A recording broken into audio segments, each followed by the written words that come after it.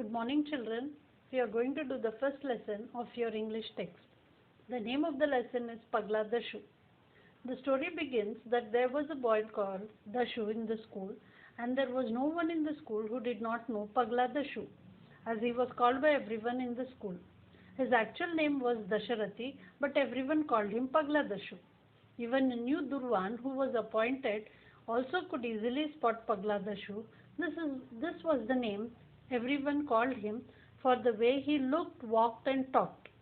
His eyes were round and large ears and head piled with untidy hair.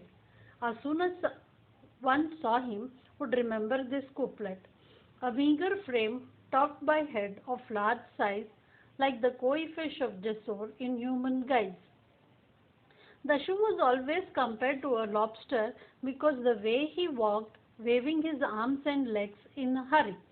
Dashu was not silly, but he was very clever at math subject and could solve long divisions and multiplications, and he could make clever tricks to fool the other classmates.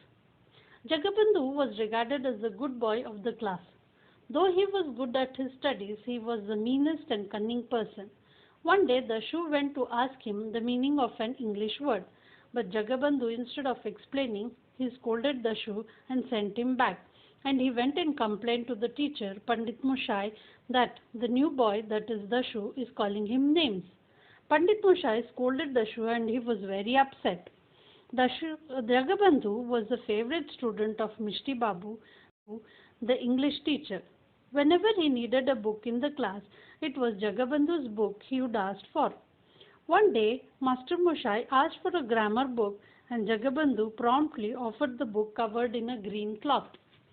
When Master Moshai opened the book, his face suddenly became serious and he asked, "Whose book is this?"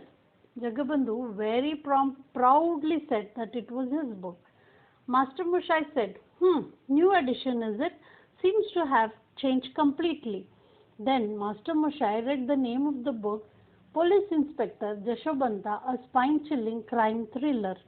Jagabandhu couldn't figure out what was going on and started trembling. Master Moshai said to Jagabandhu, "Getting too big for your boots, aren't you?" Jagabandhu was so scared that he started to stammer. And Master Moshai scolded and told him there was no need to pretend to be innocent. Jagabandhu's face turned red with shame and anger. The other children were quite pleased. Later they came to know that it was just Dashu's tricks.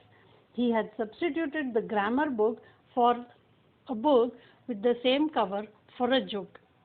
That is the end of the story of chapter 1. I shall come back with a more interesting story in the next class. Bye.